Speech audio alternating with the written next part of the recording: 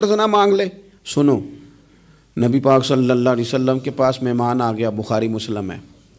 حضور نے ازواج مطہرات کے گھروں میں پیغام بھیجا، کچھ چیز ہے ضیافت کے لیے؟ یا رسول اللہ کچھ بھی نہیں، یہ دو جہاں کے شاہ ہیں اور پاس کچھ رکھتے نہیں، دو جہاں کی نعمتیں ہیں ان کے خالی ہاتھ میں۔ یا رسول اللہ کوئی چیز بھی نہیں۔ حضور نے صحابہ کے مجمع پہ نظر ڈالی، یا رسول اللہ صلی اللہ علیہ وسلم حکم ہو، تو حضور فرمانے لگے تم میں سے کوئی بندہ ہے جو اسے گھر لے جائے روٹی کھلائے؟ ایک صحابی اٹھے فوراً، حضور میں لے کے جاتا ہوں کھانا کھلاتا ہوں۔ فرماتے ہیں میرے گھر میں صرف بچوں کا کھانا تھا،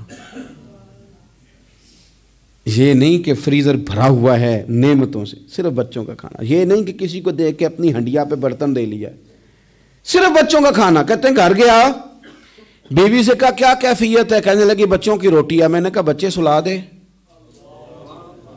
صبح ناشتہ کر لیں گے۔ تو کہنے لگی آپ کیا کھائیں گے؟ تو میں نے کہا نہ میں کھاؤں گا نہ تو کھائے گی، مہمان جو نبی پاک کا ہے۔ کہا اچھا، اب ذرا تجویز دیکھو میاں بیوی کی سوجھی آپس میں۔ کہتے ہیں کھانا لگا دینا، کیونکہ ایک آدھ بندے کا کھانا ہے۔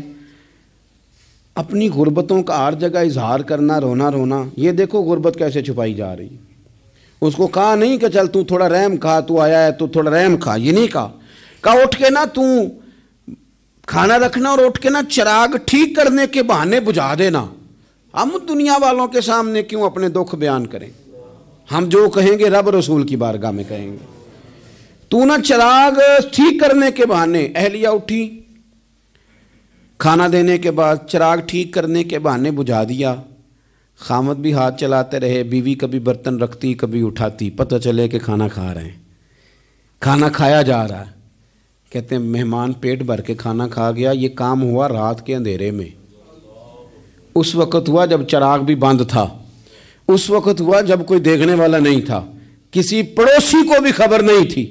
فرماتے ہیں صبح کے اجالے میں اس مہمان کو لے کے مسجد نبوی میں نے قدم رکھا تو نبی کریم نے فرمایا رات جو تم نے کام کیا ہے نا، اسے دیکھ کے میرا رب بڑا مسکرایا ہے، اللہ بڑا مسکرایا ہے، اللہ